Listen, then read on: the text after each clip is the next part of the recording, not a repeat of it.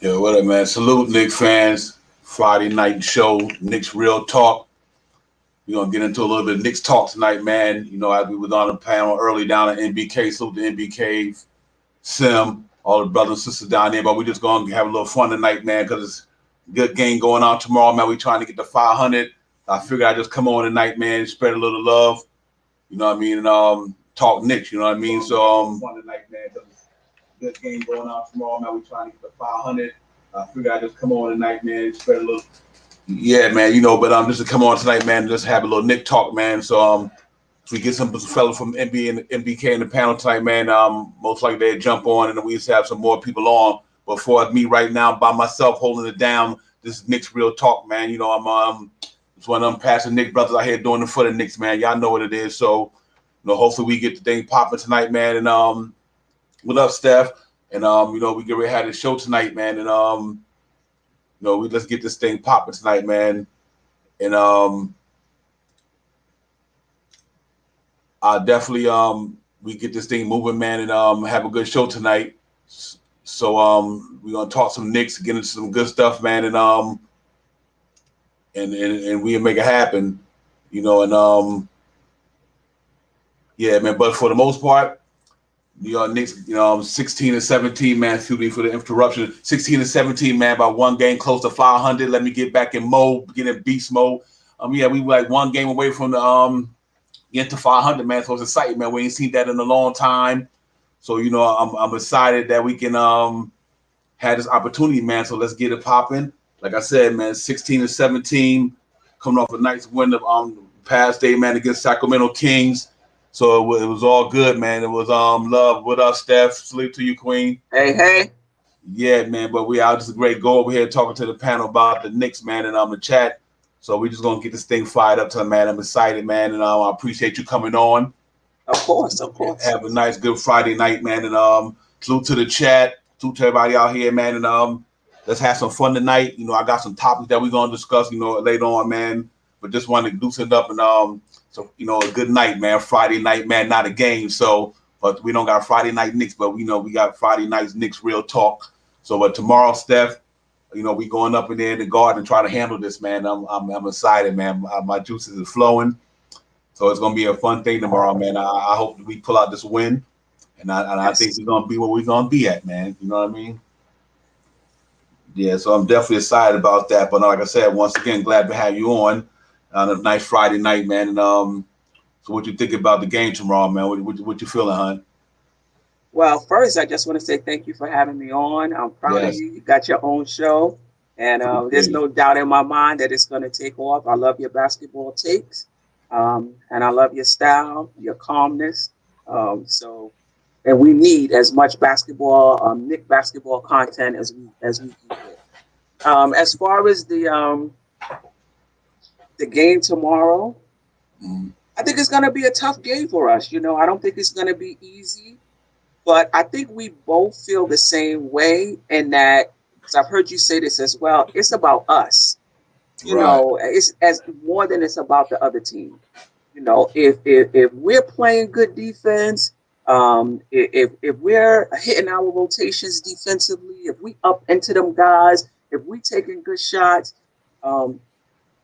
I like our chances against anybody. I like our chances against anybody. I think the only thing I wish is that we had someone consistent behind Randall. Right now, it's just by committee.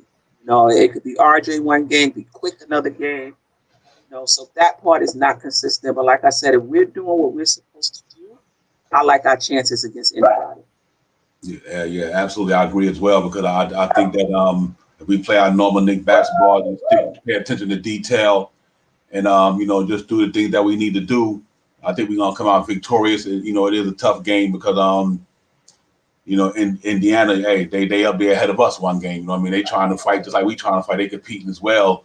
Hopefully, luck be on our side with them playing Boston tonight. So on the back to back, and if they can get that, in there, then that'd be lovely. So I'm looking forward to it, man. I really am, man. I just think that we got an opportunity to go in there and do something. So to get the 500, man, just exciting for that. We really need that right now. 7 years, like I was saying earlier, man, it's been like 7 years since we had this type of energy and the feeling just as a fan saying we fighting for something, and that's why these games are important, man. And I want to go in there and put in some work, and put in work like we've been doing. We're playing 500 basketball. We showing we're a 500 team, so that's now we need to show that we're a little better than that by winning that game tomorrow. Getting on that 2-game winning streak, I think we ready to show. So I think Tom Thibodeau got the team playing very well. They're playing hard for what we have out there on the team. For us talent wise, you can't ask for much more. You know what I mean? That's exactly what I'm saying, Devon. Look at what we're doing with this roster. And people giving Tibbs on Twitter. People giving Tibbs a hard time. Look at what he's doing with this roster. I mean, Randall is popping, and that's helping us. But we got to give some credit to Tibbs too, and just the mentality that he's bringing to this team. That's helping us as well. True. Yeah. What up, Sam? Appreciate you coming on, brother. Yeah, no doubt, man. How you feeling? I'm good, man. I'm good. Got the queen in the building. Got the power father there. Yeah. I'm high energy right now. I'm loving this. Yeah. This is what it do right here, man. But yeah, me and Tuck, we just talking about the game. Pretty much getting into what we think about the game tomorrow and what do you think the outcome going to be. Yeah, I think it's going to be a tough game because both teams are fighting for playoff position. Like we said earlier, man. We're already in a playoff battle, right? All of these teams in the Eastern Conference are right in the middle of a playoff battle. So every game is going to be just a bang 'em out tough game. You know what I'm saying? Every single game is going to be a tough game. So the Knicks should be prepared to scrap. I'm looking forward to seeing what they look like against a better defense. Without Alfred Payton, with Derrick Rose starting. Let me say that, with Derrick Rose as a starter. Looking forward to see what they look like then, Yeah, man. Salute to the panel, salute to the chat, man. Hit them thumbs up, man. Yeah, man, I think I'm excited about it. Like I said, I just think that they're really, really in a good place right now. And I mean, like I was telling Steph, a few minutes ago, we want this bad, man.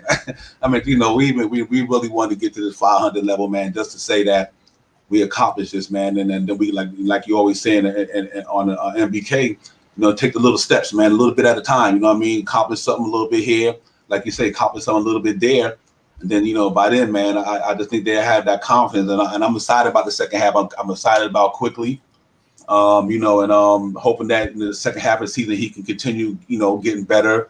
Obi Toppin continue getting better just to grow it into an NBA player.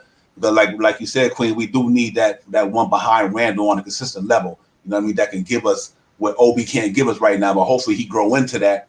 But right now, I think that game tomorrow is going to be a very must win for us, man. And I just think that we got to go in there, and leave it out on the floor and let the chips fall where they may. And I think if we go hard, go aggressive, get back on the defense, then because I think Sacramento really gave us 120. That wasn't good, you know what I mean? So, and that's not the normal Knick way, but I understand Sacramento could score, but still, so hopefully we can get better on that end, improve on that end tomorrow night, and have the same guys step up on the offense.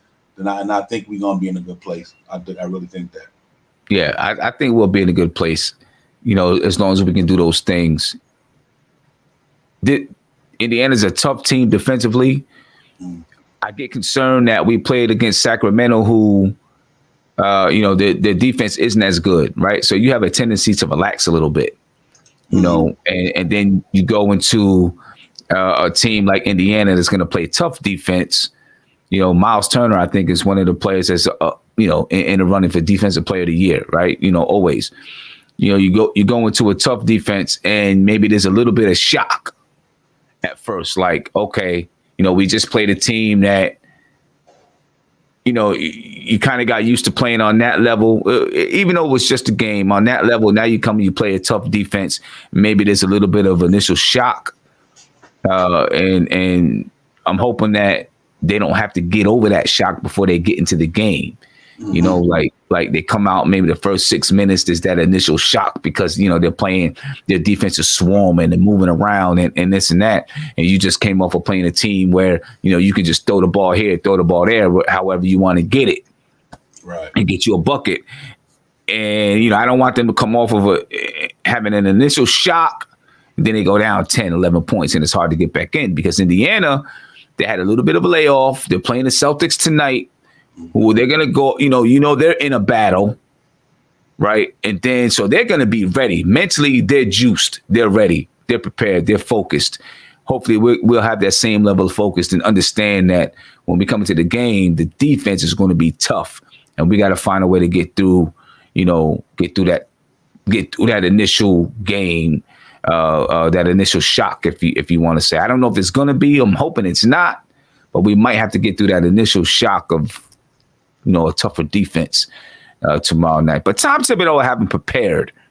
You know what I mean? He's going to have them prepared. So, they'll be ready to go. And hopefully they're taking it as a challenge to say, we've been here twice and we've been knocked down. Let's get over the hump now. So, it's really good because we get to see these guys play with a level of desperation every night. For the entire season, they've got to come out. They can't let a game slip.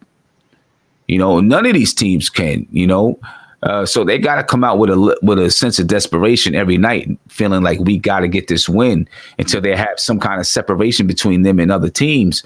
Then still you want them to have that level of separation. I mean, that level of desperation. This is going to be, regardless of what happens, the Knicks are going to be in the playoff talks and in the playoff race, I think, throughout the entire season. It's going to be great experience for all of our players because Randall's never been in the playoffs. Peyton's never been in the playoffs. Obviously, RJ, Quickly, none of these guys have been in the playoffs. So this is going to be a great learning experience for them. Mm-hmm.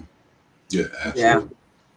Yeah. The other thing in terms of the Indiana game, and I know the Knicks fans are going to hate me for this, let's not underestimate Peyton being out. Everybody wants Rose in the starting lineup, and it definitely worked out for us yesterday. But again, it was against the Kings. Indiana is bringing that tough defense. Brogdon is playing very well. Rose defense is actually better than I remember. If Rose stays in the starting lineup and Frank continues to give us what he gave us last game, I think we'll be okay. But if he's up and down, I think we're gonna miss. Peyton. Yeah, absolutely. I agree. I mean, Peyton is a cog. He's a cog in the wheel. People can't underestimate what he brings to that team. I know how people feel about him from maybe they're not the favorite player perspective, but they can't overlook what he brings to the team. Whether you might not like his game, you might think he's a hole in RJ back, whatever the case may be, and they have the right to that thought. That's what they feel. But I think Peyton is a big part of that, man. And if the Knicks start going south, you're gonna see how much they're gonna miss him. And hopefully that's not the case, because I hope it's next man up, and we got enough horses down there to hold it down. So I'm hoping that don't become the norm, and we just keep on playing. But I want to get into the talk with y'all about these Eastern Conference standards. Because I just think, like Sin was saying earlier, man, this thing is crazy how bunched up it is. And everybody jockeying for that position. They trying to get there. Everybody want it. So it's like 1-2 games away from one fall and one rise, and so it's kind of crazy. But it's exciting, though. It really is exciting. And for the New York Knicks to be in a mix, it makes it even more exciting. All this good competitive basketball going on, and we up in there. And I think that is really, really what feels so good about the season. And but that Eastern Conference is going to be a battle all the way out to it's time to to get to the playoffs. Everybody trying to get it, but I feel good about our chances if we keep playing the competitive basketball despite that crazy schedule that we got coming up. But like the Boston of the world, and all them guys, the Raptors, the Heat, and all them, they're gonna be there. They're gonna be there, and that's why they're there now. But I do think we got enough. I think we got enough firepower to maintain, but I would like to see it to add some more firepower. I think we got enough firepower to maintain in the Eastern Conference, but we got to go hard. We can't, come in there having bad games, put it like that. Because we don't have that much talent to sustain on a straight level for a while. But But I think we're gonna be in there, man. And like I said, you know, you already got the 2 counted in Brooklyn and Philly. You might as well pencil them in already. You know what I mean? And the Bucks, obviously. But I think the way everybody playing right now, anything after that is possible. You know what I mean? After them top anything 3 is possible, right? Anything is possible. Anything is possible after that. And I think, you know, what you're saying about, you know, the Knicks having enough to stay in there. What I get worried about if we don't add reinforcements, and if we don't add reinforcements, I'm cool with it. I'm good. Right? Because I'd like to see this team learn and grow together and get stronger together. But I'd also like to see some reinforcements come in to give us that little bit of a boost. But I don't want us to sell the farm and do anything crazy. Right? But what I get worried about is burnout. You know what I'm saying? That they're putting out so much energy night in and night out. This team as currently constructed. You know, and there's not going to be that many easy games, not like against Sacramento, right? The Knicks just aren't that good where every game, you know, they're going to have a bunch of games where, you know, they win by 15, 20, 25 points, and it's an easy night. Most games are going to be tight, which to me puts a lot of mental anguish on you, right? A lot of stress and can cause burnout because your main guys, Randall and Barrett and Rose, they gotta play heavy minutes, right? Alfred Payton, these guys gotta play heavy minutes night in and night out, and they gotta be on point night in and night out. And I get afraid that sooner or later they start to burn out, right? Just like it's something that your body naturally does, you know. So I get afraid without some kind of reinforcements to help boost that offense. I get afraid that they're going to kind of burn out. Right. Yeah. You know what I'm saying? And you know, obviously it's something that I don't think this team can afford. You can't afford, especially if Julius Randle, you know, gets injured or something like that. Now he's been throughout his career. Julius Randle has been a healthy player. So, you know, I'm not sure you have to worry about that because he's been pretty much healthy. So that's good, you know, but I do worry about the team suffering from some burnout. You know, we're having to play in such a tight schedule, in such a tight conference every single night, and you got to be on point every single night. That's tough. It is tough. And it's not even if Randall gets a season-ending injury.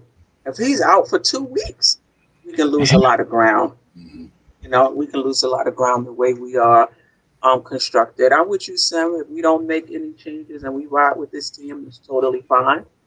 But I think if we do, there's a risk we might not make the playoffs if we ride with this team, depending on how it goes. I think we would be in the hunt, as Divine said, for the entire season. Whether we make it or not, it's really going to depend. Us growing as a team, again, looking at that second half schedule, which to me is brutal. You know, they gave us some more nationally televised games, but I would have preferred not to have any in an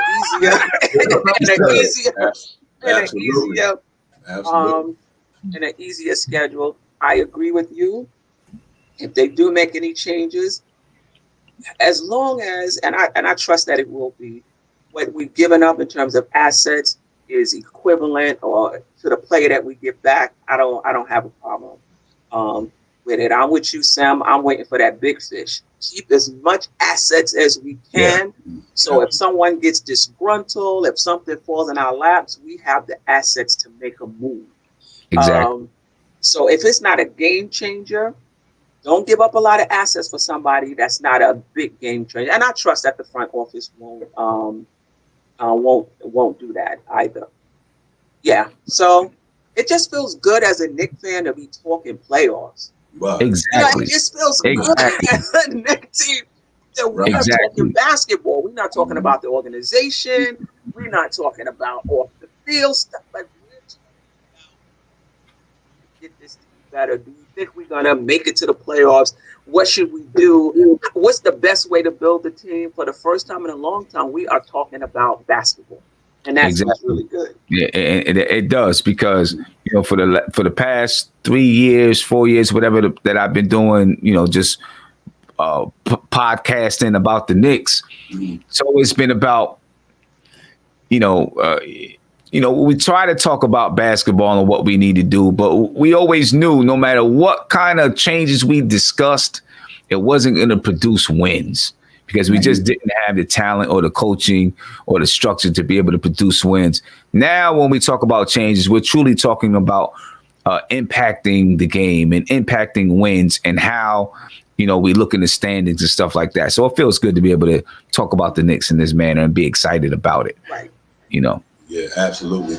Yeah, salute to the chat out there, man. City for real, King J, Brooklyn Belly. I see all y'all out there, man. Way to chime in. But you know what, man, it feel good though, man. But let me just also say, listen, I got two great minds on the show with me tonight, man. Y'all know who Simi and Russell with NBK, nothing but Knicks, man. Y'all go down there, y'all know what to do. And also we got Stephanie, the queen of our kingdom down here. She running things over there on NBK with us, man. We having a good time down there. Salute to you, Sim, for bringing all this content to all us and giving us the platform, brother. But on getting back to the Knicks, man, and everything else, man. I definitely want to chime in on this trade speculation, man. So I'm gonna put that across the ticker. And this trade speculation thing is crazy. You know what I mean? Because we got people. So man. Listen, we talking trade speculation like nothing else, and I'm loving it. Because it is showing us how much we want this thing to move forward and make it happen. You know what I mean? We looking forward to building this thing, and so we all yancy about it, man. But lately with the Andre Drummond thing, and like we were talking earlier with DeMar DeRozan and all that, man. I mean, it's so many to choose from, and so many we don't want, we do want. But I know there's some out there that we can use though. You know what I mean? Like the Andre Drummond, the Oladipo, obviously the Levines and the Bill. We know we know we need them, but if we can't get them, but there's a lot of good stock out there that I think we can bring to our team to enhance the talent that's there. You know what I mean? And we just need somebody to give us some scoring at the wingman, at least 17 a game consistently. That's all we need to me. If we can get somebody to give us 17 points consistently from somewhere. And I think that makes that a whole different team. You know what I mean? Taking the pressure off of Randall when he don't need to have a big game. Taking the pressure off of RJ when he's not having a big game. We got somebody who can step up for him. So I think even right now, even if they could keep Derrick Rose in there and you still get that wing we need, that's pretty exciting. You know what I mean? You got 4 out of 5 guys who can get buckets. Derrick Rose, RJ. I mean, whoever that threw it is a Randall. I mean, you got 4 guys in that starting lineup who literally can give us buckets. You know what I mean? So I think we do need another piece down there, man. So if it's Andre Drummond, I'm fine with that. I'll take them 15 and 15, man. I know a lot of people sometimes don't want to hear that chatter, but it's real though. He helped the team. You know what I mean? No, there's no way Andre Drummond defense will not make the team the worst team. I don't believe that whatsoever. You know what I mean? So I think if we can get them where he giving us, and if he can get back to that level, you know what I mean, where he was in the early season before he started riding on the bench for a while because of they, playing him, brother, I guess, by not playing him. But I hope we can get somebody, man. I like the Oladipo thing.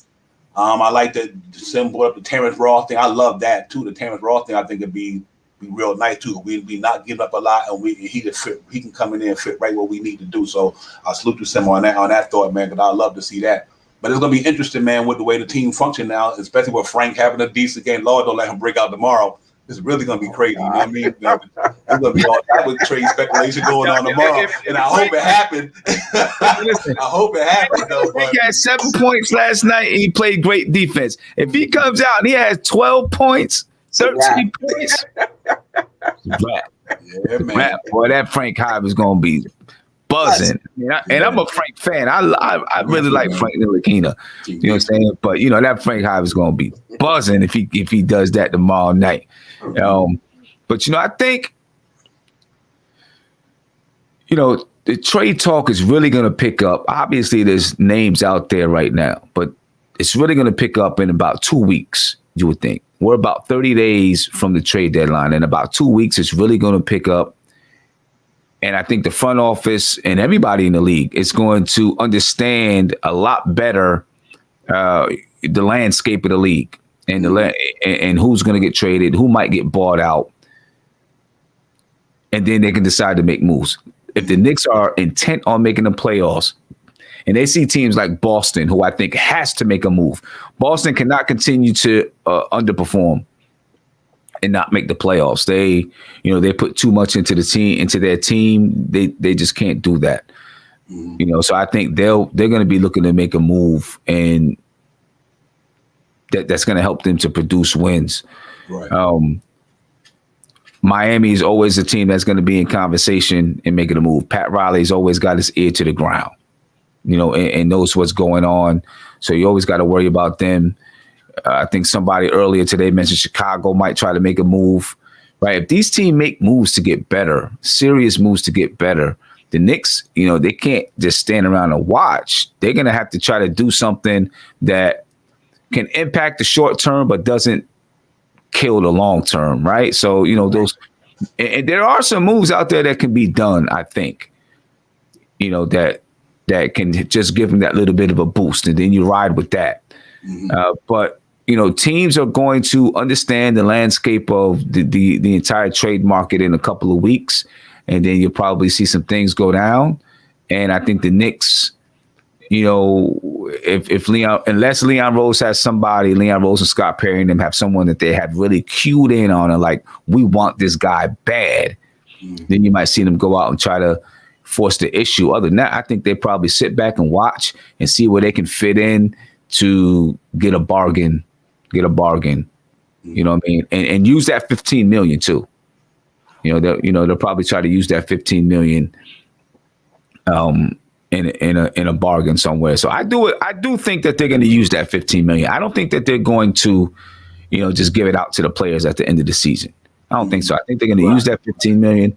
Now, I did read that they don't have to use it at the trade deadline. They can use it at the end of the season, I guess. So I'm not exactly sure how that works if they use it at the end of the season.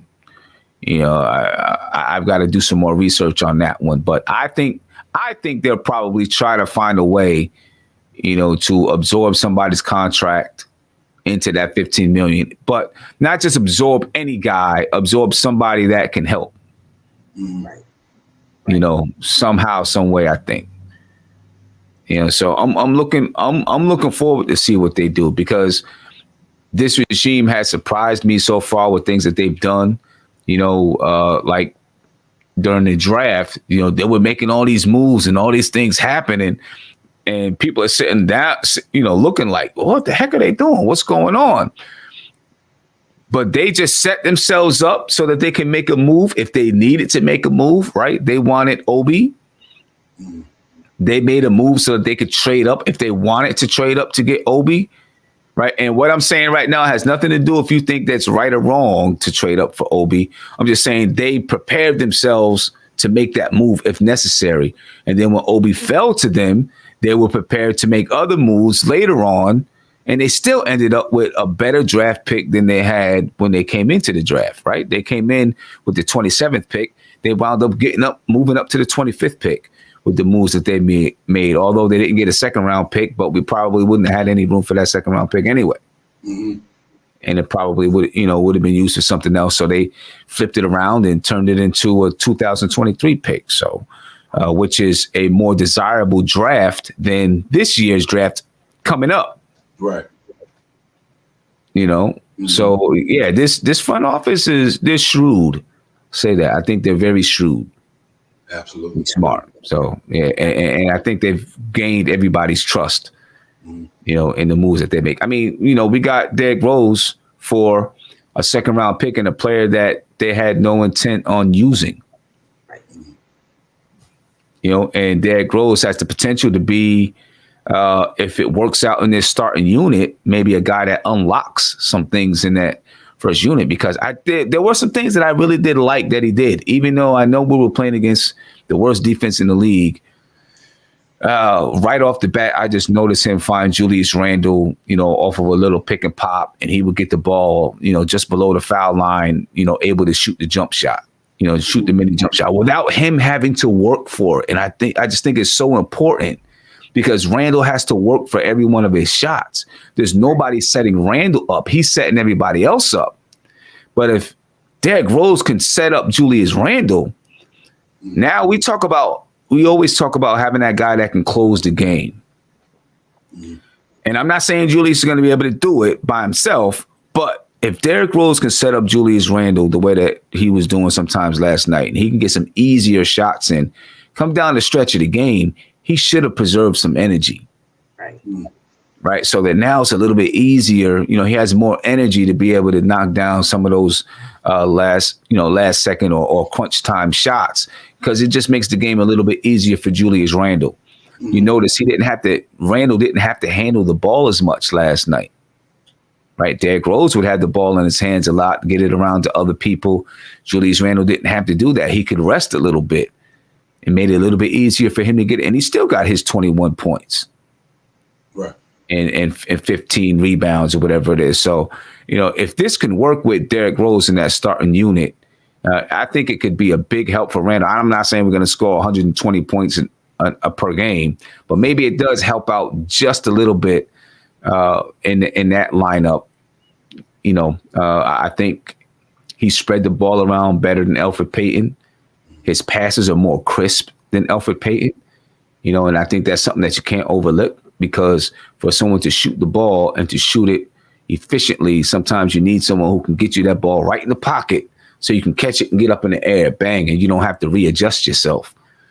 You know, and he does a good job doing that. So we'll see how it works out. You know, I tell you what, last night's game was the worst game for Elfrid Payton to pull a hamstring.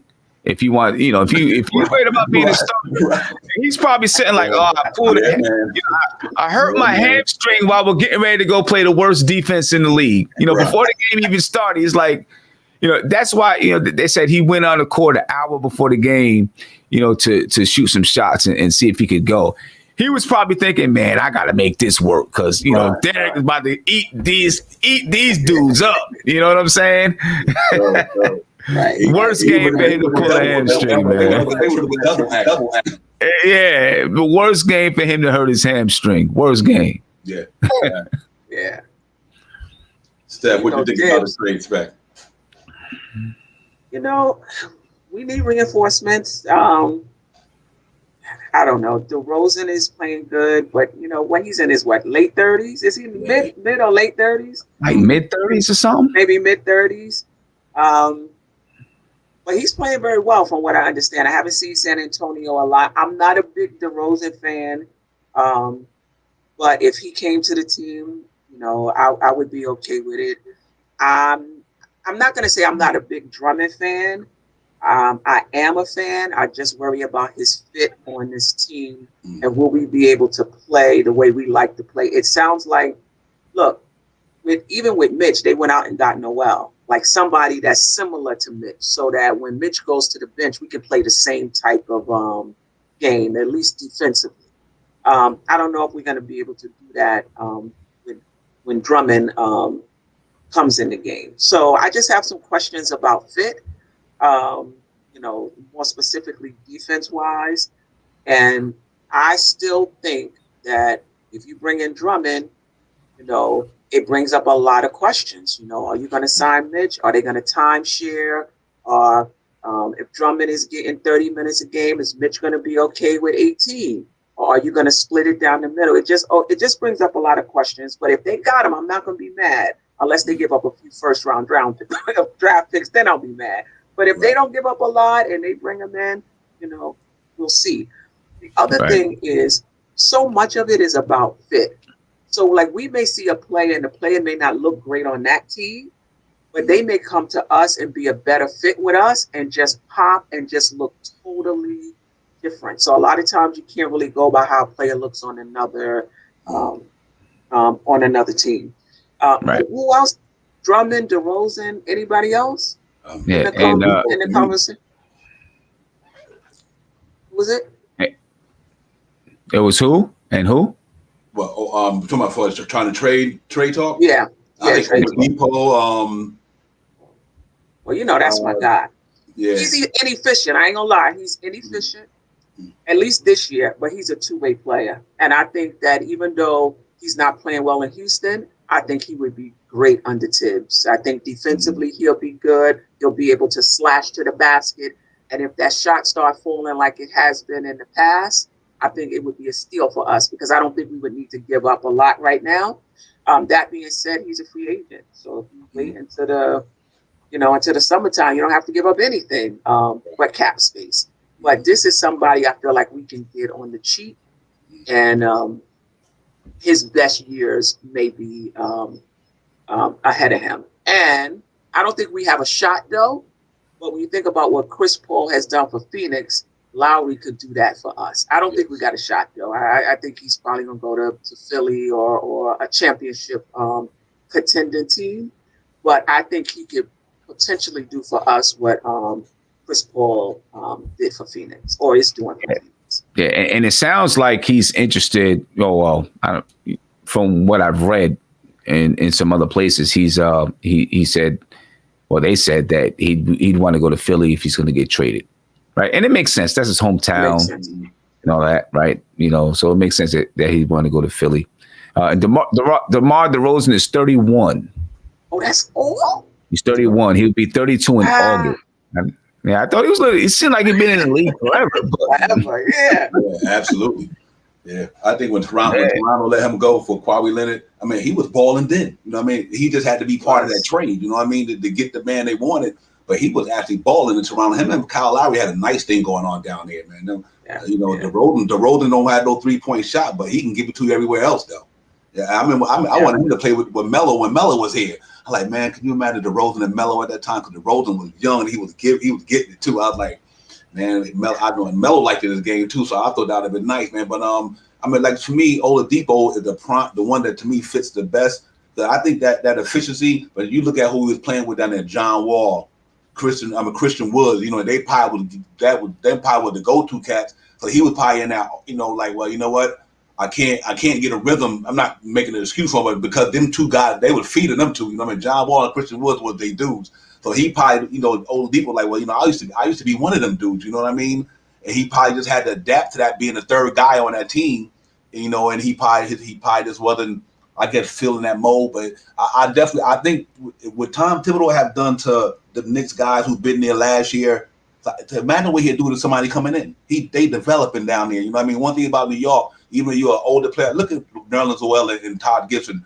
They got a culture down there now that if you come in there, you're going to learn something. You know what I mean? We didn't have that last year, the year before. But now, when you come there, you're going to learn something. You got people who know more than you, who can give it to you just like you can give it to them. So I think that's a plus for guys like Oladipo and these guys who are on these teams where the coach is just trying to develop guys. They're not fighting for nothing. Not saying that's Houston, because Houston, they got Silas and they try to, get competitive and go to the playoffs. But I think it'd be different down here. I think any Terrence Ross, all of them guys, I think they come here, it's going to be different, man. They say we playing with somebody who about accountability. He going to hold you accountable, and you got to play a team game. You don't see the Knicks getting stupid. You know what I mean? Ain't no disrespecting the program that they put out there. So I think whoever come here, man, like I said, unfortunately we can't get the Levine and the Bills and all the guys. I say we can't get them. We just think their team ain't going to give it to us. But I'm quite sure it's a lot of under the radar people that we might not even be thinking about. Right. You know what I mean? That we might not even be thinking about. And Nick's like, you know what, man, this cat, he can help us. You know what I mean? I think we just need some help. So, but I love to get some of the guys we were talking about. I think that will put us definitely in that upper six echelon in the Eastern Conference. You know what I mean? Obviously we know we're not going to win it all, but still to be competing like that, to go to the second round and put a fight up against one of them top dogs. I mean, that's a win for our organization. You know what I mean? That's just like a win. So the trade speculation, it gets me hyped, man. But I know that we just a couple of players away or a player away for really saying, you know what, this is real. We know it's real now, but I think it's going to be real when we get that next player, and I think he's going to come up in here. I think the Knicks going to make a move. So I'm just hoping. I think they're going to make one. And like you said, you can't discount. I do believe that the Knicks have built the kind of culture that if any player comes, they're like, oh, this is how I gotta play if I'm gonna be here, right? You're gonna know that before you get here. Before you get here, exactly. I think that they've seen players.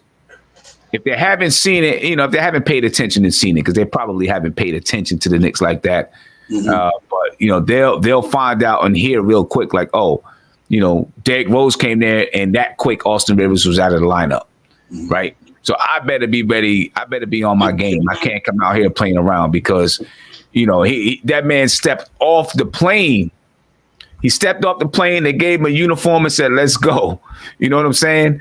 And he came in and got 20 minutes that night. You know, so I think it sends a message to every player that, hey, if you're not here to impact winning, we're not going to use you. And so I think that does make players, when they come in, say, I better be on my game. I better be here to play. And I think that Tibbs effect, that, you know, when you're making moves and you talk about players coming in, you know, maybe someone who's not playing one way someplace else might shape up real quick. Absolutely. Yeah. And by the way, Boston is leading Indiana 67-64 in the third quarter. It's a tight game. So let's get it. That's exactly what we want. We need it tight from them. Well, yeah, salute to City for real on the panel, man. What up, City? Welcome to the show, brother. Hey, what's going on? We just talking some trade. What's going on, City? How you feeling, man? Hey, I'm all right. I'm just watching this. I don't know. I'm trying to think, what fan should I be tonight? Should I be a Boston fan or should I be a Pistons fan? Like, you know what I mean? It's hard to call it. Like, it's hard to call it because either way. Hey, listen, if Indiana lose tonight, then lose against us. No, hey man, I'm a Boston fan tonight. Yes, sir. I'm a Boston fan tonight. Mm-hmm. Because the reason why I'm a Boston fan is because if Boston beats Indiana tonight, Indiana drops to 15-16. It leaves the door open that if Toronto or Chicago, if they both lose, we can move up to that 4th seed. Mm-hmm. You know what I'm saying? Mm-hmm. You know, although it does give Indiana some extra motivation coming in tomorrow night. So, but they on back to back though. Go ahead, City, for real. Okay. Yeah, they are. You know what? Looking at this Eastern Conference, we only a few players away from being in the thick of this conference for years to come. Yes. Yeah. For years to come. And like, it's not going to take a lot to be in the conversation for years to come. I'm looking at the conference now. There's nobody. I see a lot of parity. Right. I see a lot of parity. 10 points. A lot of parity. And you know what happens is you get some teams that, you know, you'll get a team that says, you know what, we don't want to be in the middle of the pack. Let's start over. And then they start selling off some players, and then you can pick up talent that way. Mm-hmm. You know, depending on who it is and you know, what teams decide that they, you know, want to try to start from the beginning. You know, especially if the top of the East is so strong, you know, you feel like, we're not going to be able to win for a couple of years. You know, I mean, listen, Brooklyn is strong, but I still feel like there's holes with that team, and that if it's not, short. And their window is short. You know what I'm saying? Exactly. The window is short. You know, and by the time, you know, we can add a couple of players in 2 to 3 years, they'll be done, in my opinion, and we'll be rising. Yep, absolutely. Absolutely. Yeah, I'm excited about, man. That's like, let's get this trade. Let's get this trade, man. Make it happen. And you know what, man? And like I said, let the chip fall where they may, because I just think that we just a player two away, like I said, man. And you got to give a big up to the organization, man, because they played this one well. I mean, you know, you couldn't ask for a better scenario what they did with that front office, Leon Rose and them, just bringing all them guys in here, man, and Scott Perry and them, and you know, I hope they retain Scott Perry, because I think he earned that. I really think Scott Perry earned the right to be a general manager going forward. And but if you don't, so be it. You know, you got to tip your hat to what he did for us, man. And even the last one we just made, rolled for a second round there, and Dennis Smith Jr. You know what I mean? That tells you right there. Yeah. He put a good thing together, man. You know what I mean? So hopefully he get him and Walt Perry and them sit down at the table, and you know, as they probably doing now, to listen, what do we need? Talk to Tom Thibodeau, what you need. Whatever you need, you're gonna go out there and get it. You know what I mean? Exactly. You're gonna go get it. That's what I hope they on. Yeah, Steph. And the thing about it is, as a team, like you said, get together. Look at Atlanta. Atlanta decided, you know what? We tired of losing. So they took their money and they went out, but the players that they signed either is not a fit for them, got injured, and they in the 11th place. with not a lot of cap space. So I just want us to be really smart in terms of if we make trades, who we sign in free agents, who we bring in, that it's going to help us take steps. And it's not just making moves to make moves, but we think it's going to help us, that they really sitting down and strategizing who's a fit for us, who's going to really help us move forward, and not just bringing in people to bring in people, bringing in names to bring in names, but being really strategic about it. And I'm just saying that because I'm looking at Atlanta 14 and 18 and 11th spot.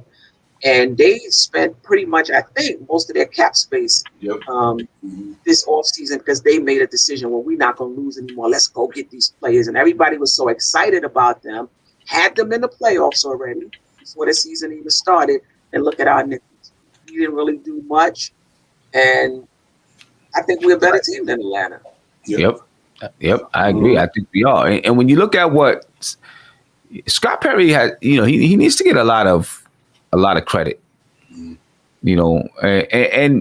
honestly, people hate on him, but Steve Mills was part of it too. They brought in Julius Randle. It didn't work out last year, the way that they thought it would. They brought in Marcus Morris and then flipped him for a for a first round pick that turned into Emmanuel quickly.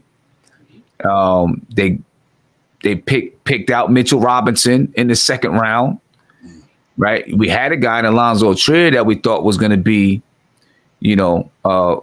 something. Didn't work out with Alonzo Trier. People complained about the whole thing with Kristaps Porzingis. I always thought it was decent trade. I really did, because I was never really super duper high on KP. And now you look at what's going on with KP in Dallas, and they're looking to move him. That turned out to be the right move. Absolutely. Right? Absolutely.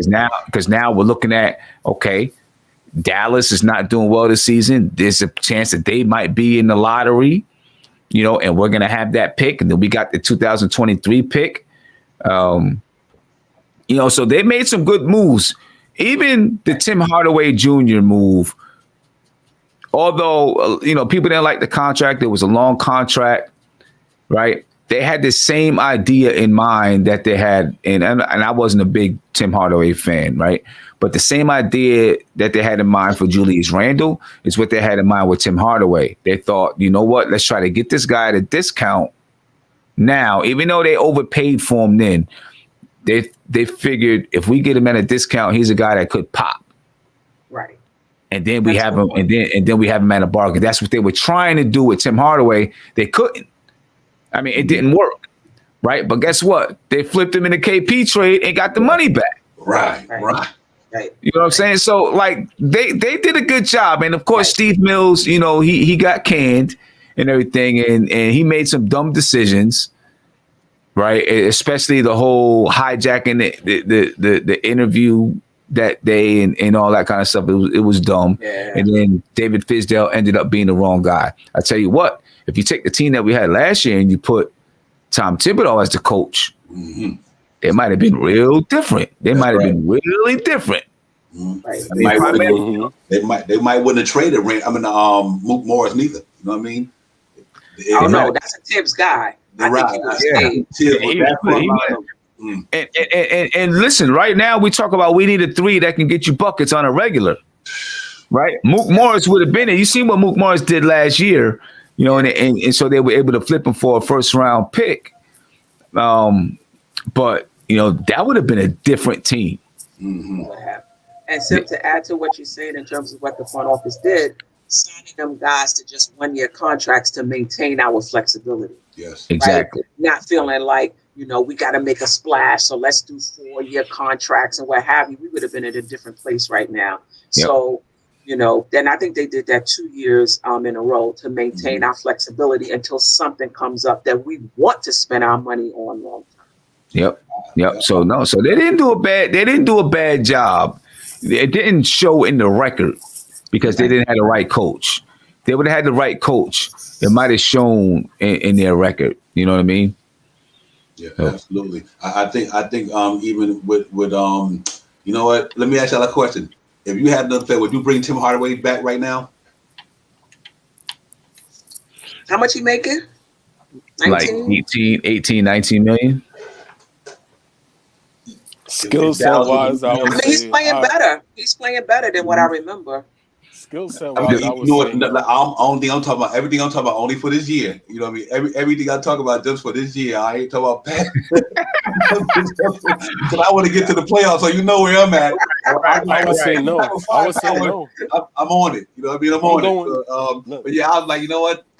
They did a good job with that flexibility, man. I mean, Scott Perry really took this thing, and I think from what it looked like to me, he don't seem like they trying to go at the max dude though. Seemed like he wanted to keep the franchise. How would I say?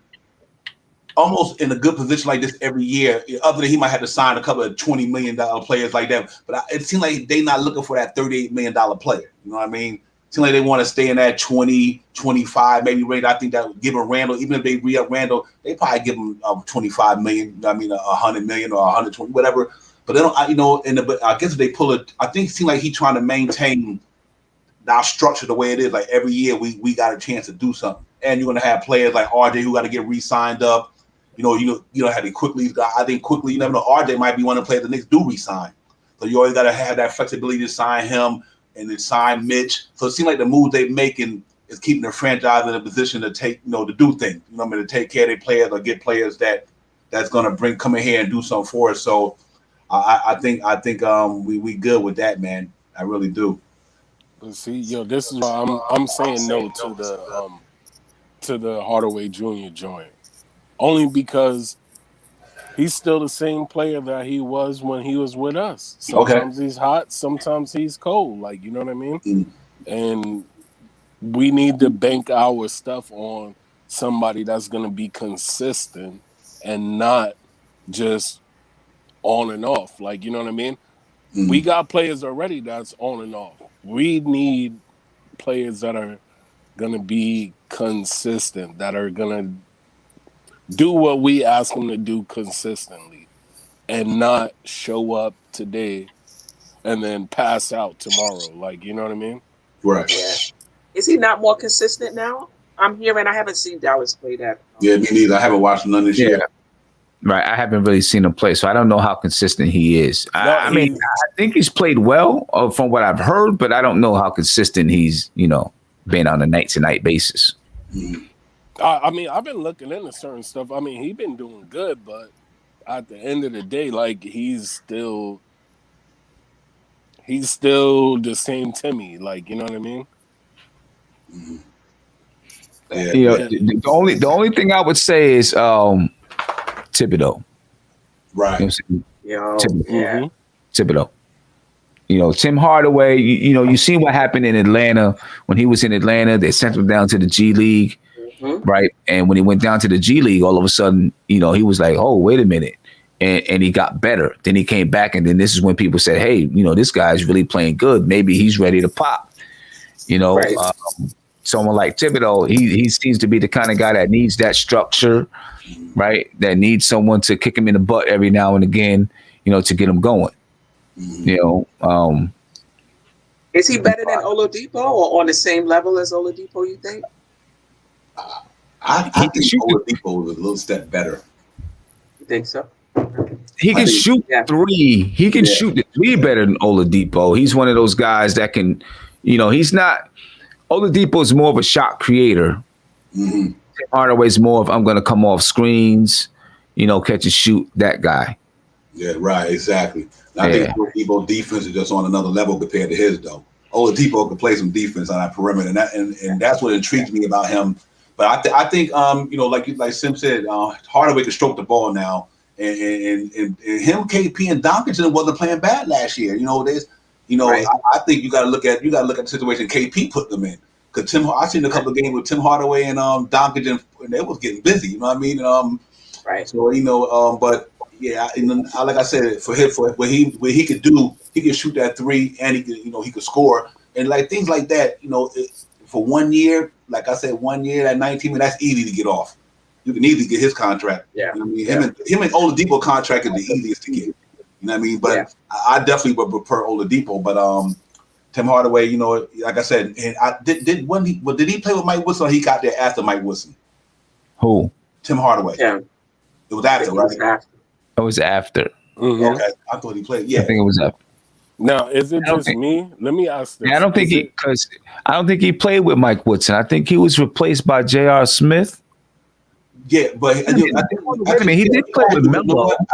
I don't think Phil Jackson drafted him, did he? No, Then he had to play with Mike Wilson because Mike Wilson was there when Phil Jackson came and he got fired. So I Phil would think Jackson I'm sent trying Tim to. Hardaway out. that's right. So I think he might have got drafted by he might have played with Woodson rather, and then Maybe he Can't did. remember. Maybe he right. did. I can't remember. I have to look it up. I don't remember. And I bring that up to say Mike Woodson sitting there on the bench. You know what I mean? Right. And Tim Hardaway is a pro, though. You know what I mean? He's a pro. You know what I mean? And sometimes you got to overlook just the only way he does by shooting and scoring. He a pro, though. You know, and he was in New York. I think they could have did something. They would have had the right coach and the right system down there. I think Tiz with that team, him, KP before KP got hurt, and might have changed the whole game in there. You know what I mean? It's just that, you know. So, but I just put that up there because I just thought about another shooting guard who can come in here and for the rest of the season and just, you know, help the call. Being that we talk about trade speculation, Right. But the only thing is with Tim Hardaway is I don't think he's the shot creator that we need. Okay. You know, to me, I think we need somebody that can create their own shot. I don't know if he's that. I think he's gonna, you know, he'd be good in transition. He'd be good as catch and shoot guy. Mm-hmm. You know, someone who can slash. You know, get a handoff and go up. But if you need somebody, you know, that can, you know, the shot clock is running down, and you need that person to, you know, you're in the half court set, you know, create, spin, fade away. Mhm. You know, that's not going to be Tim Hardaway. I think we need I think we need a three that can do some of that stuff. Yeah. We already got that and we already got that in Reggie Bullock. Exactly. Same game. I think he's better than Reggie Bullock on the offensive side, right. not on the defensive side. But I don't know. yeah. Mm-hmm. Sim coined a new phrase, and I think we could start using it, the Tibbs effect. And it's true. There's certain things that we are learning about Tibbs that this is him. Like, Elf may not get back on the flight. Tibbs is who's playing well right now. Help me win right now. In the That's what I'm saying. IQ, I don't even think IQ, they thought IQ would be this player. He didn't even play the first two preseason games. The third game he got in, he popped, everything changed. That's how he is. Now, Frank got these minutes, he's going to get another shot. Frank get another shot, Frank pop. Elf may not get, that's the Tibbs effect. Yep. What are you doing for me right now? Right now. We winning and rolling. Tibbs got Janet Jackson on repeat. Right. You know what I'm saying? What have you done for me lately? Right. Exactly. Rivers came in, he popped for us. Wow, Rivers is going to really help us. He starts sliding, he's not playing well. Ooh, Derrick Rose right off the plane. That was the end of Rivers. That's the Tibbs effect. You know, that's part of it anyway. Right. It really is, man. He like this. This is my team. This is the way I'm running it. This is the way I'm doing it. You know what? You get in where you fit in. You know what I mean? You get in where you fit in. But then again, we also talking about the rotation. Go ahead, City. We also gotta acknowledge this, right? We also gotta tell ourselves, even if we trade people, right? If Tibbs is running a 10-man rotation, even let's just say we get rid of my guy to Alpha Wall Street. What's gonna happen?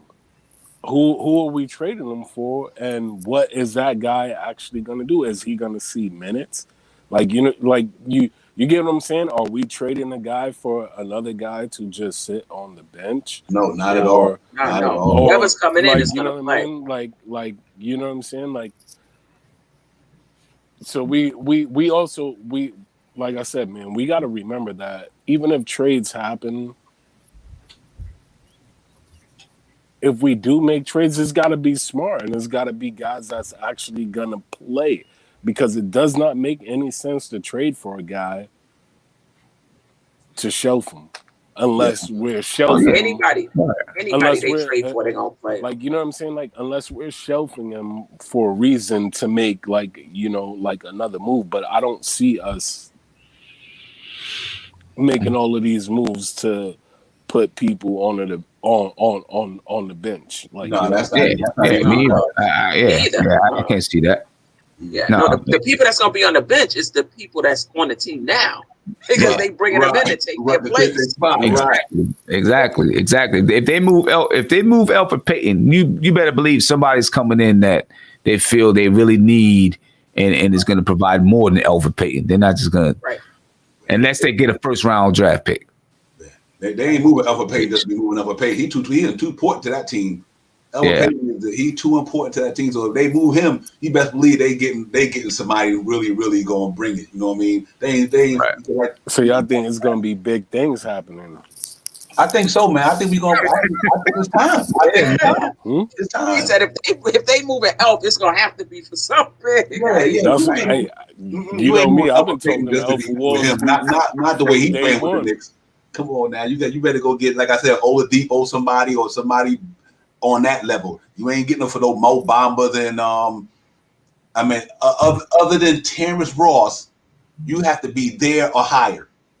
You got to be there or higher to give up Alpha Pay. He means too much to the team. I'm saying not because of how much it's just he's so important to that team. You know what I mean? To give him up. I don't think Alfred gonna get you those players though. Yeah, I don't think so either. But we're gonna see tomorrow. Because Indiana's going to come in and play a much tougher defense. And so we're going to see if we really miss Alfred Payton or not, because he's a scrappy guy. Scrappy, tough. He mucks up the game, makes the game ugly. And we're going to see tomorrow, how much we miss him or not. Hey, Tim, can I ask you this? So not the last game. I forgot who it was, but I think it was in the first or second quarter. I don't know if y'all peeped it, but I saw it, yo. Somebody went to try to take it was like the end of the quarter or whatever, and somebody went to try to take like a 3-point shot. Like, you know what I mean?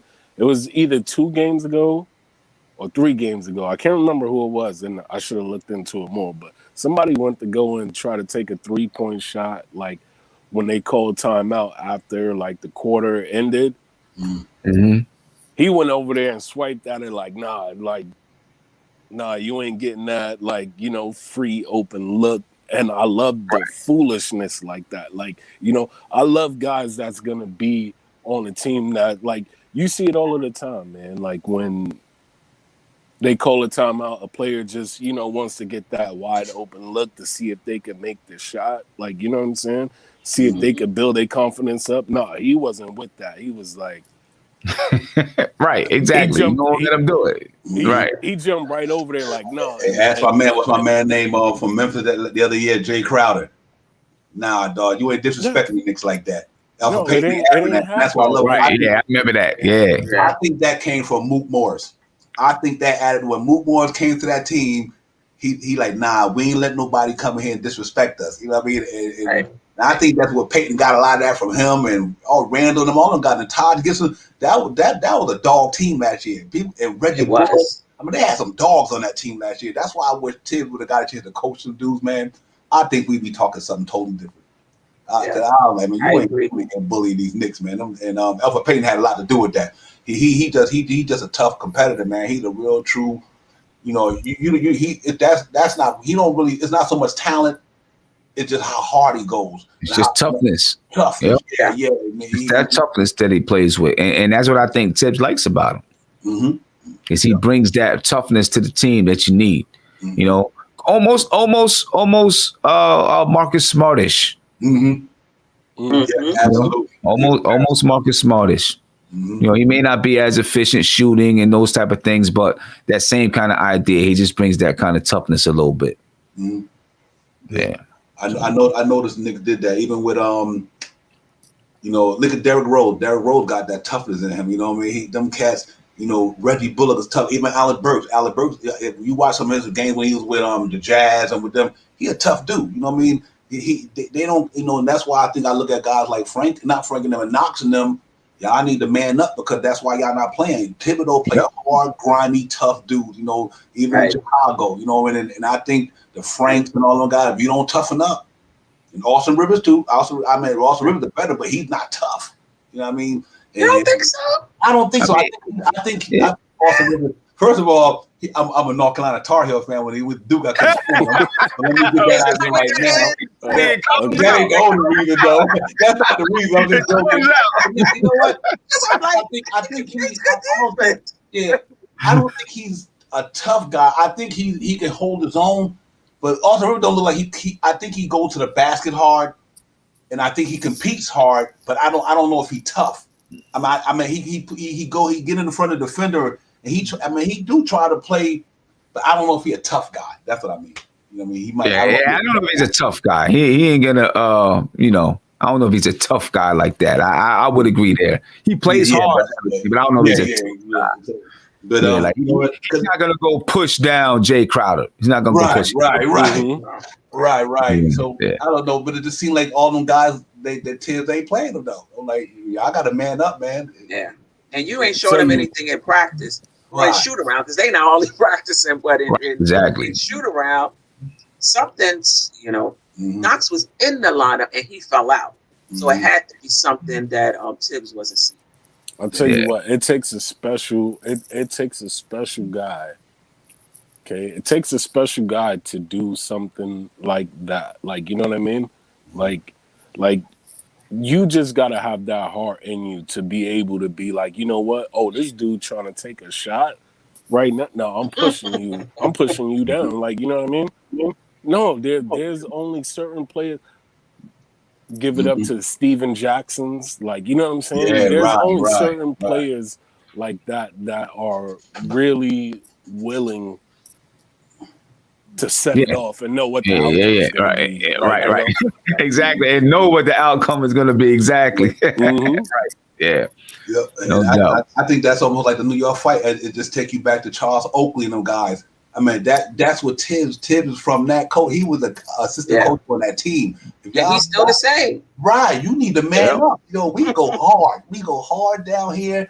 And that's Pat Riley all day. I mean, when you see Kurt Rambis throwing hook shots at my man neck, flowing him, that's Pat Riley, man. Right. That's Pat Riley, and now he was able to get Van Gundy.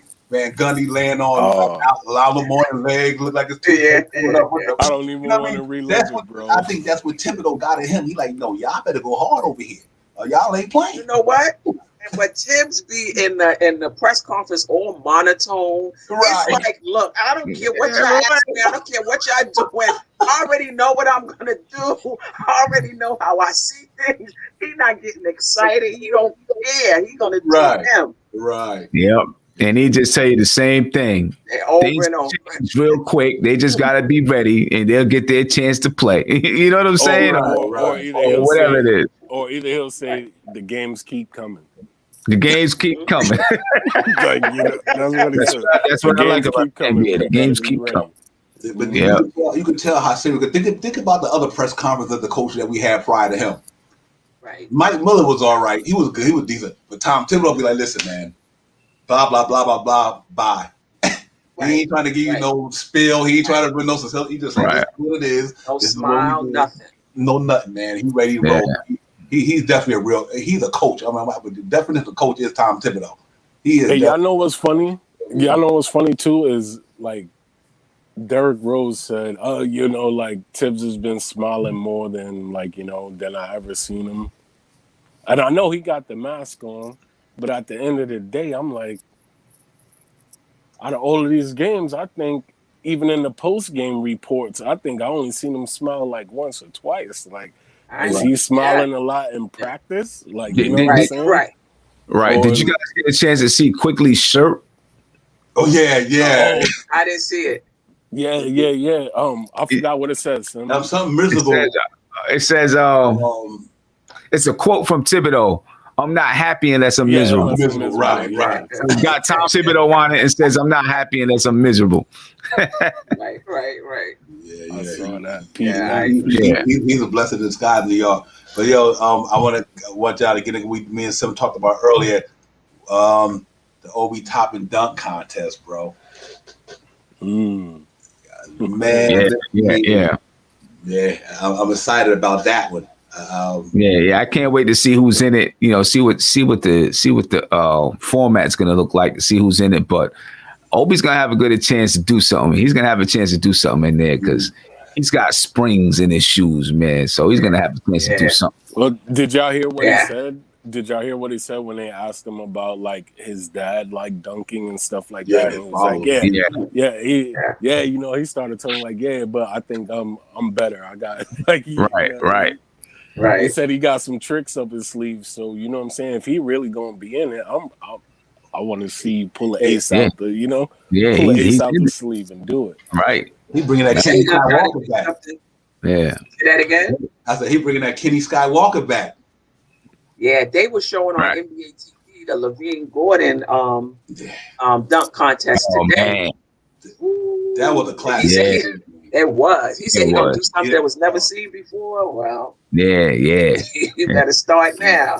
Yeah. Hey guys, I gotta head out. Okay, I appreciate you guys. I'm glad I was able to drop through, but I gotta head out, brother. Yes, sir. And I'll see you guys tomorrow. Yes, sir. Yeah. Hopefully we can get that win. And right now, just a quick update, just to let you know what's happening right now. I think the Pacers are winning. Not exactly the score, but they're up. They're up, and it's I think fourth quarter or something, close to the fourth quarter. So wow, Boston's up. Boston's up. Boston's up. 88. Oh, I meant. That's what I meant. I meant Boston. Boston.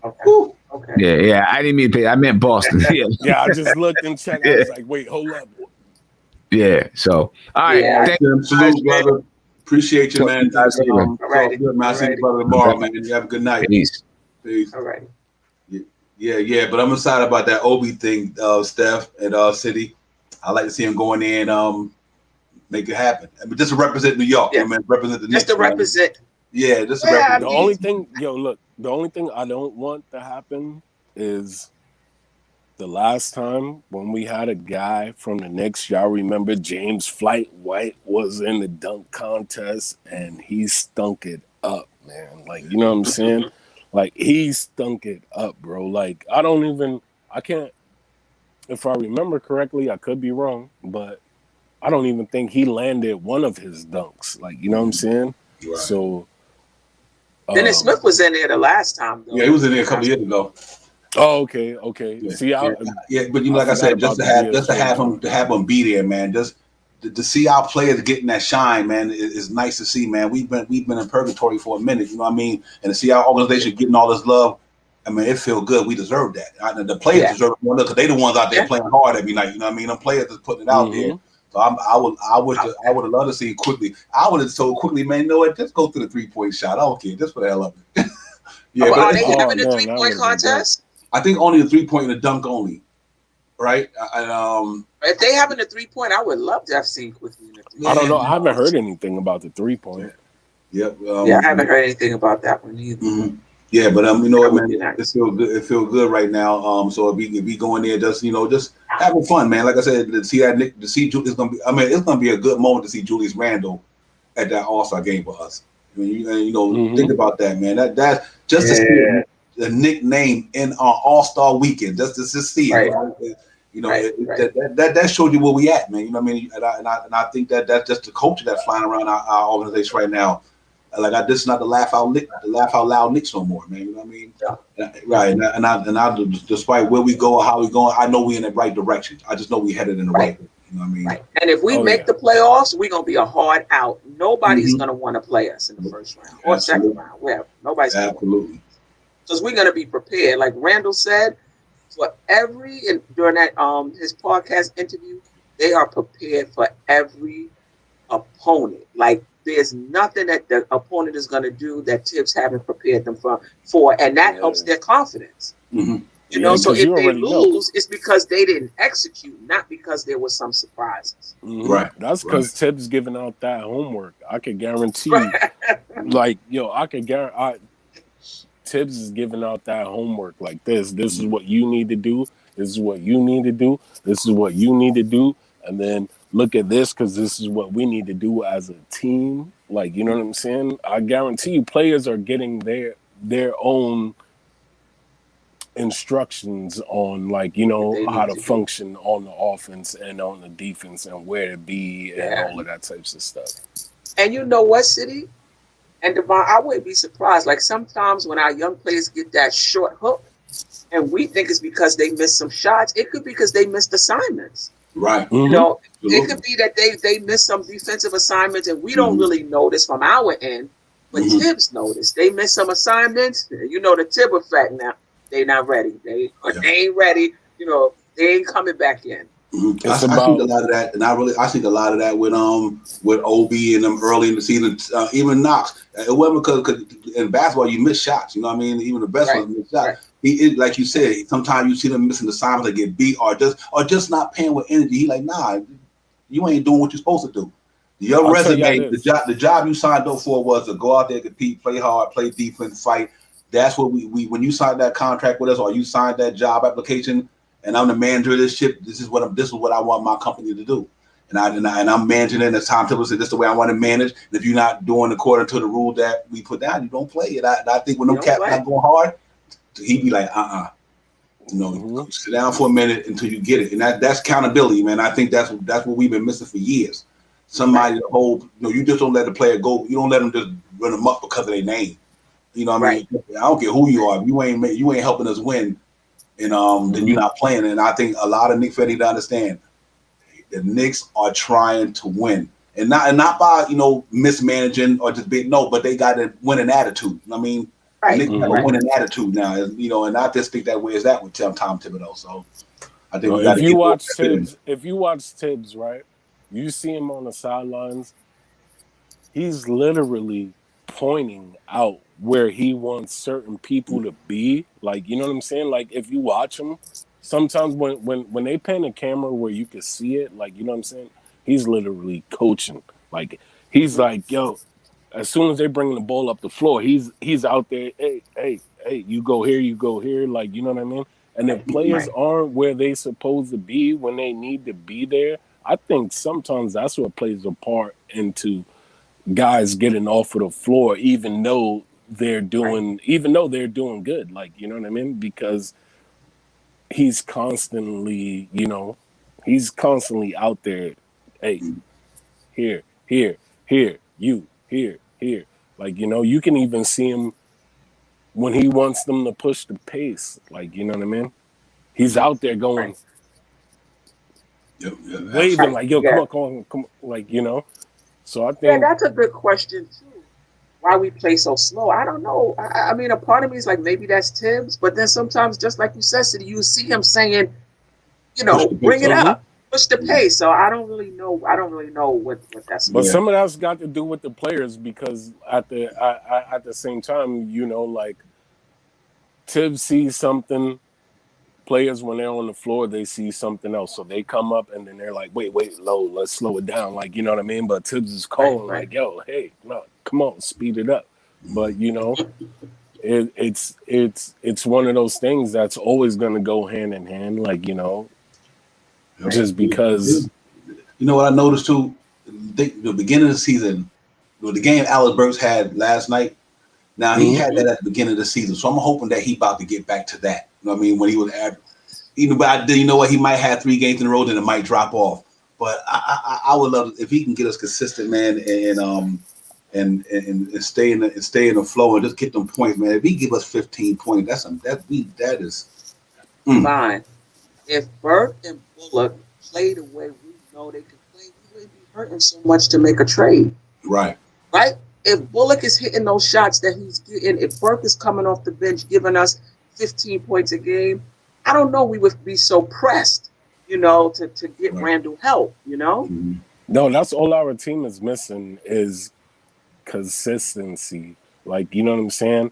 And again, it's not about one player. Everybody has been inconsistent except for Julius. I mean, he's had like a few games where, you know, he didn't hit the level that he always hits, but everybody on the team has been inconsistent. Like, that's the only thing that we missing. If we had consistency, I could guarantee you, even with the roster that we have now, and people want to Yes. talk about we don't have a lot of talent or whatever the case is. No, if we would have had consistency throughout the whole season, we would be at least like a 3 seed or or 4. or fighting I don't for know the about 3 seed. Milwaukee, but 4 Like, you know seed what I'm at saying? least. Or fighting for the 3 seed. Because if you go back and you look at it and you think about how many times we played teams that we should have beat where the bench didn't show up, some of the starters didn't show up. Like, you know what I mean? Yeah. I hate to bank things on shoulda, coulda, woulda stuff because that's not what I do. But at the end of the day, I recognize and I realize that if everybody would be consistent, wow, we up there in the standings. Like, you know what I'm saying? And people are taking us on a different story like this. On a different, hold on. Although they already is, but if we would have, let's just say we lost 5 games that we should have won. If we would have won those 5 games, we would be above 500. Like, you know what I'm saying? And people would be like, yo, the orange and blue is back, yo. Like, yo, they balling. Like, you know what I'm saying? That's the way I feel about that. I feel about this thing the same way because that's why when I try not to measure our team by so much by wins or losses, I was like, what happens when they come together and play consistently on a regular basis? That's what I was looking at. I'm like, you know what? We got enough talent down there. We just got to make it come together. You know what I mean? Make it gel. Everybody hitting on cylinders at the same time. Because one minute RJ have a good game, maybe quickly have a good game, but it's not all consistent. You know, within the conference, they're just doing it all the time. And I think at the second half of the season, I think Tim speaks about it. He said, you know, we just got to find consistency, and he preaches that all the time. You know, once we find consistency, I think there needs to be something. That's why I'm psyched about it, man, and that's why we try to keep that legitimate thing going. And me, you know what I mean? You know, because I really believe that if the Knicks wasn't legit to me, they would be like 10. They would be like Atlanta them or Cleveland. You know, the Knicks is playing at 500 basketball. They did it the whole first half of the season. So it's not a fluke. Your record say you are what your record say you are. You know what I mean? So I'm hoping they maintain that as well. And the thing is, we don't have superstar talent. Right. Go ahead, Steph. I'm sorry. Yeah, I mean, there was a time when I was wondering, you know, would we still be where we are if this was a regular season as opposed to, you know, the COVID and the shortened season and things just being out of whack? But then when I look down the list of teams, I think we probably would have been. Even if this was an 82 game season, I think that I think we would be. I think we would. Just looking at the rosters of the other teams and just the way we playing and how Tibbs got us, you know, playing together. I think it would have been the same. Yeah, I think so too. Because I think Tibbs is that difference maker. I think no matter what, because I think, you know, for me, you know, if we all playing through COVID, then we all got to battle through COVID and talk about the players. And if you ain't playing through COVID, we all got to play without it. So I think the Knicks with Tom Thibodeau would have stayed the same way. And I think the energy from our fans. But this is not one of the teams where you're gonna be like booing people because the team is good. They're playing good basketball, so you don't hear a lot of that negativity coming through the garden, you know, because we lose it. So I think, you know, I think it would have elevated us a little bit to say, you know, we get, and imagine the Knicks fans saying quickly at the beginning of the year, oh my God, you know, they'd have fell in love with that kid, the Garden. You know what I mean? So I think it would have been crazy, and it might have even Obi Toppin, it might have bring more a little more in him. You know what I mean? So, but I think. Do you think on the road it would have hurt us? Going into them hostile environments with the other team now, their fans is rooting for them. How do you think we would have responded to that? See, I don't think it would have hurt us. No, because listen, man, we got so I would say this: before we got D Rose, I think it would have hurt us. But when we got D Rose and having Tibbs, having Woody, like, you know what I'm saying? Like, no, yo, you already know. Like, Tibbs would have been like, listen, guys, we going into here. This is what it's gonna be like. Like, you know what I'm saying? Whatever. You got Woody preaching the same thing. You got other guys preaching the same thing. But like I said, before we got Derrick Rose, it probably would have hurt us. But now with Rose and him being a bona fide, proven guy to where he can come in and say, listen, guys, you know, we going to get the booze. We going to get this. We going to get that. But I got you guys. Like, you know what I'm saying? I'm going to hold y'all down.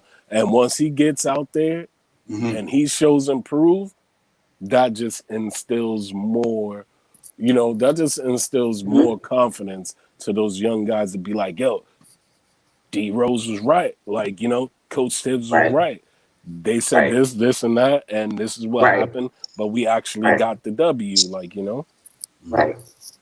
Yeah, I like the way they constructed that. What up, Peace, Tone Crow, Knicks and Bruisers in the building. Salute. Man. Welcome to the show, my brother. What's My going God, on, family? how are you? How are you? Yeah, we I'm good, good, man. Yeah, we just good. We was basically talking about some OB topics up right now, but just basically some Nick chatting, man. We just kind of freestyling right now. It's been a great show, man. It's been nice dialogue. It was real good, man. So salute for coming on, brother. Glad to have you. I had to, man. I wish I got out a little earlier, man. Well, everybody, can I leave? Can I go home? Can I go home? Right. I was so pissed off. I told everybody, go. Just get out. I got it. Right. Well, you know how I go. Hey, yo, better late than never, my brother. You always welcome on there. You know what I mean? So we love having your dialogue and your content on here. Yeah, man. We were just chopping it up, man. We had a great show, man. Nice show. Sim was on. The brother came on, saluted. He was on the panel. He left a few minutes ago, but Stephanie and Sing for Real been some great panel members tonight, man. We just talking, man. Nick talk, man. We having a good time. Just chilling. No you know what I mean? Trying to get in for tomorrow and everything, man. So glad you made it on. But yeah, we just was cutting it up, man. We basically just talking about tomorrow's game, all type of stuff, man. After we went through our segment, our last segment was Obi top and dunk contest. You know what we think Obi gonna do is getting in the dunk contest tomorrow. I mean, not tomorrow, but when he get there. So we were excited about that. So I think he's gonna show improved though. Yeah, man. It looks like we're gonna be well represented. Yeah, fact. I don't know. Did they say anything? Are they doing a rookie sophomore game or no? I don't think so. I think they canceled that. They're just gonna announce the rosters though. Okay. Well, hopefully we get another representative. Yeah. With Quick. Yeah, maybe RJ too, because he's a sophomore. Yeah, for sure. Sure. Yeah. Man, but to see that RJ blue at the All-Star game like that would have been nice. Yes. Yes. It would. We on our way, man. We on our way. Yeah, absolutely. We are, man. Taking one step at a time. We just was building on that, man. We just was like, man, there's so many scenarios. You know what I mean? The Knicks are in a place right now. They got all the fans. Man, they can go this way, that way. I mean, we just in a good spot, and we just gotta, take our time, be patient, do it right, and just find that next couple of pieces or next piece or a couple of pieces. But I'm excited, man. No doubt about it, brother. I'm excited. Let's sure. Playoffs. We talking playoffs now. Ain't not tanking mess. Ain't none of that no more. That's over. That chapter closed. That's closed in New York now. Right. Let's hope we get this milestone tomorrow. You know, get that 500 mark. You know, midway through the season, which is a beautiful thing for us. You know, we haven't sniffed a 500 this deep in the season in some years. So, you know, it's all positive vibes. No doubt. And yeah, we get there, man. Then you know, we got to set a new milestone now. You know, so I'm excited, man. We got a good roster. Good. I was talking earlier with Guillermo, and I was saying I don't think we've never had a full front office and coaching staff put together like this. I don't think ever. Right. And one thing that I forgot to mention, but it was on my mind, is not only the coaching staff and the front office, but we've never had a developmental team, which we finally have. And you think about that, like that's mind-boggling to not have a select group of guys specifically for our younger guys. And we finally have that. And you know, sky's the limit, man. No doubt. What else can I say? Yeah. Excited, man. So I think that. What are you looking for tomorrow? What do you think the outcome will be, Steph? What are you thinking? You think it's a win-loss? What you think tomorrow? What we got to do to go in there and pull that one out tomorrow? Yeah, I mean, I think any game for us is winnable. You know, I think on any given night we can win. It's just really about us. So I expect us to win tomorrow. This will be our third time trying to get to 500. Right. I expect us to do it. I expect us to do it tomorrow. But again, it depends on our defense. We can't give up 120 points like we gave up to Sacramento Mhm. because their defense, Indiana's defense, is going to be good.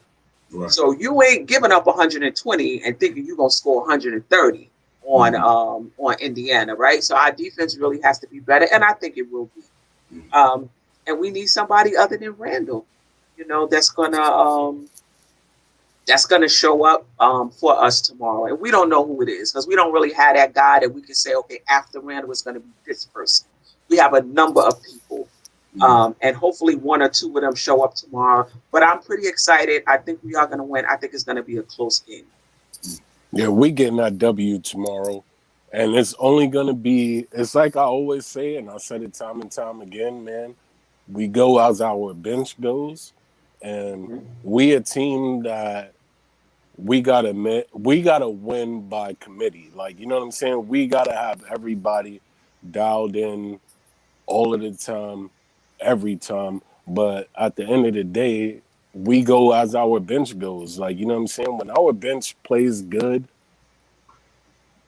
you know, we're a legit team. Like, when they don't play good, we rely heavily on the starters, and that's something that we're not built for. Like, you know what I'm saying? Like, we're not the New Jersey Nets. Like, you know what I'm saying? Where you got Harden and Kyrie and KD, where you could just rely on your starters and just say, hey, you know what? If our bench gives us 30, we're good. Like, you know what I'm saying? Because each one of those guys can drop 30. Like, you know what I mean? So, like, at the end of the day, we're a team that we need our bench to come through and handle what they need to handle. And we're always teeter-tottering, like, you know what I'm saying? I think last game, what our bench scored over 50 points or something like that. Yeah, right. Oh, Or really? whatever. Wow. Like, you know what I mean? Real quick. Let me shout out the cats in the chat, man. Diego, Camelo, Emilio, Will, all you people in the chat, man. Good looking out. Thanks for supporting, man. But peace to the chat, man. Y'all keep supporting the channel. Hit the thumbs up. I got a great bunch of cast members here tonight, man. We doing it, man. And pardon me for interrupting you. Go ahead, City. Tony, do your thing, brother. Yeah, no, go ahead, Tone. I mean, what more can I say, man? Tomorrow, hey, this is a prime opportunity. We got to take advantage. I think the guys are up for the challenge. You know, we've been here before and we lost. I think everybody's ready. I think if guys come out and play their game. All right, let me say this. I'm looking for a big game for Randall because we know Sabonis is gonna go after him. We know, you know, he got snubbed, you know, according to him, and he's gonna want to prove, hey, I'm a better guy than Randall, and Randall's gonna have to step up to that challenge. And I expect him to. If I have any concern, it's maybe Brogdon, just because, and it's not like Brogdon is like the super athlete or the knockdown shooter. I mean, he shoots well. He's just a solid guy. Right. So, you know, Rose, I can't really give Rose the advantage, but I'll say it's a wash. It should be pretty even. Like, they cancel themselves out. The 2 guard, who they got? Holiday? Yeah, Holiday. I think we could win that matchup. I think Bullock should be able to contain this guy. He's not a guy that usually goes off. He's another one that just, you know, he's a solid guy. Yeah, 3 and D. But I think Burks, you know, if he focuses on that defense, and shoots a decent percentage, I think we win that matchup. I'm gonna go with Randall winning the 4. I'm gonna go with RJ winning the 3. Wait, did we figure out if I don't think TJ I Warren is think back. Is he? McDermott, I believe, is playing the other forward spot, the other wing spot. Okay. I would have to give it to RJ. Even though McDermott played well last game against us. Yeah. And he's been pretty solid this season. But I mean, what's he gonna drop? 15 max? Nah, we can't even say that because hey, we the Knicks, man, and the guys that we think, oh yeah, this guy ain't gonna do this, do that, they wind up dropping 20, 25, 30. Like, you know what I mean? Yeah. I think the difference. And which RJ is going to show up too. Right. Absolutely. Yeah. Absolutely. You know, he played a good game the other night, man. It wasn't. Sure did. He played a real good all around. I like the game he played. If RJ Barrett played that way, the same way he played the other night, but get him a couple more points. I like the way he played the other night. Yeah. And if he shoot right, Steph, RJ to me right now is he has, for order for Knicks to get where they want to go, RJ going to have to play right. Look like Tatum is hurt. We need him. I mean, I think if we don't make no moves, we need RJ. You know what I mean? And we don't make no moves, but that's what I'm saying. It just puts so much pressure on him. It does. It does. For a second-year player, you know? Yeah, but if we don't make any moves, you're absolutely right. He's going to have to, if we're going to advance and get into the playoffs, given our schedule, we're going to really need him. It's a shame that we got to counter him like this, but we're going to have to. If we don't make any moves. Derek, I'm hoping that Derek Rose side him because he wasn't with them when we played them the last game. You know what I mean? We done had Derrick Rose against the Pacers before, and we didn't even have Todd Gibson, so that's a whole nother dynamic that came to our team. So I'm hoping that pieces like that. I mean, Obi didn't even play. I think he was hurt because Obi got hurt coming out of preseason, right? So he didn't even. And Oladipo played too, and he won't be in this game. Right, he did. Right. So I'm hoping that now that our team is pretty much almost healthy, and big up to Mitchell Robinson. I hope you get back soon, man, because we need you, brother. Now we really need you going down the stretch. So, but I think we got more pieces than we had, and we a different team. We didn't have Derrick Rose, but we had Dennis Smith Jr. He wasn't even playing. So I just think the Knicks seem like they built more stronger now. And I think they're able to take on these teams that we played earlier. You know what? We got a couple of more pieces. Them little pieces don't have to be superstars, but they important to our team to make it better. And I think Todd Gibson and Derrick Rose brings that to our team right now. So when we play Indiana before we didn't have them, but I'm excited about it, man. They played tonight. They battling Boston tonight. You know what I mean? So I don't know what the outcome of that game was, but it's 116, 112. Boston with 11.6 seconds left. Yes. Indiana lose tonight. Coming to Garden. Yeah, and it looked like Jason Tatum got hurt. Oh man. Yeah, so tomorrow I think we definitely can go ahead and do that, man. My spirit told me that that we gonna go ahead and battle, and I think we know where we at now. I think the Knicks team know what they fighting for now. I think they found. I think Tip they're like, you know what, guys, we going for something. So you got to handle your business. I just think that's where the atmosphere feel around the Knicks and us as fans. We feel like the Knicks is about to do something. So let's go make it happen. You know what I mean? So. We definitely Camilo Scapone. I don't know if I said it right. He made a good point. The Turner Noel matchup is going to be a tough one. It is. That's going to be a tough one. Salute Camilo. Noel has been playing like he's on fire, though. Yeah, right. He's been playing like he's on fire. Oh, I'm sorry, City. No, I was just saying, if Noel uses his bricks for hands, he'll punch everything. We'll be all right. Anything you give him got to be above the weight, but like around in the shoulder. Hey, he caught a couple passes last game. I was surprised. I said, look at him catching the ball, not fumbling. And a lot of them was from RJ, man. Yep. RJ was facilitating last game. Yeah, he was. That's another point I forgot to mention. And it was nice to see, man. I think, man. Hey, regardless of what, man, our future is so bright, man. I'm excited. I'm excited. I tell my wife, I'll tell my wife before the stream, like, honey, listen, we ain't been this way in 7-8 years. I'm like, I'm like, listen, she can see the excitement in my face as a fan. She like, my husband, she know I've been a Nick junkie. He on steroids now. You know?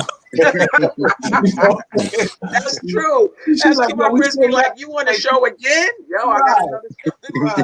Still married? I'm like, yeah, we still married. I got a podcast to go on though.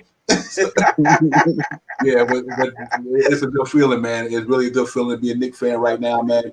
And what's real important to me though, meeting people like you guys to have Nick talk with. I mean, this is new to me. You know what I mean?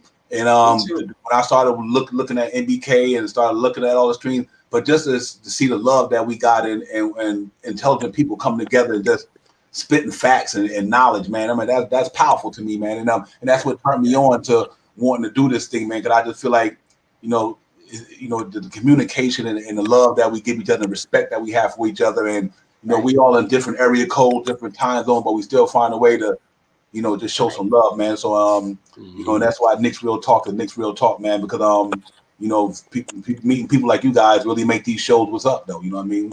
And but we gonna keep it moving, man. We got the big NBK family down there, and salute to Sim for coming on, man. Thank you, brother. And y'all cats keep supporting NBK, man, because that brother put a platform out there for all of us. You know what I mean? Right. Man, that's the Podfather. Yes, sir. So big up to you, Sim, man. Thanks for the love tonight.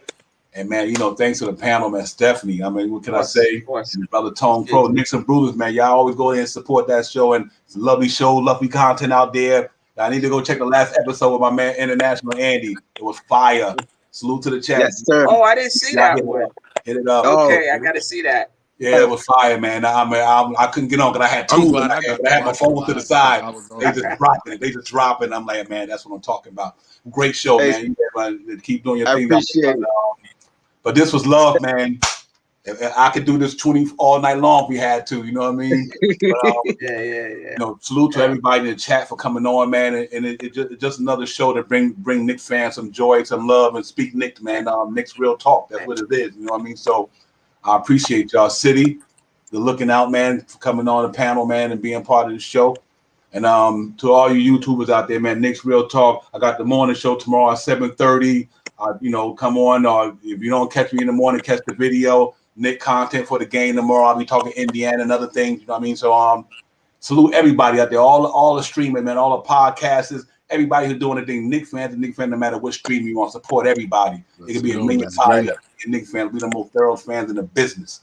So let's keep supporting these channels, man, and let's get it right, man. Die Hard, Legion, everybody, man. If I didn't call your name, I'm still thinking about you out there. But salute to everybody, man. Y'all have a good night. Salute to the panel. I see y'all. Hit that thumbs up. Yes, hit that thumbs up. Mm-hmm.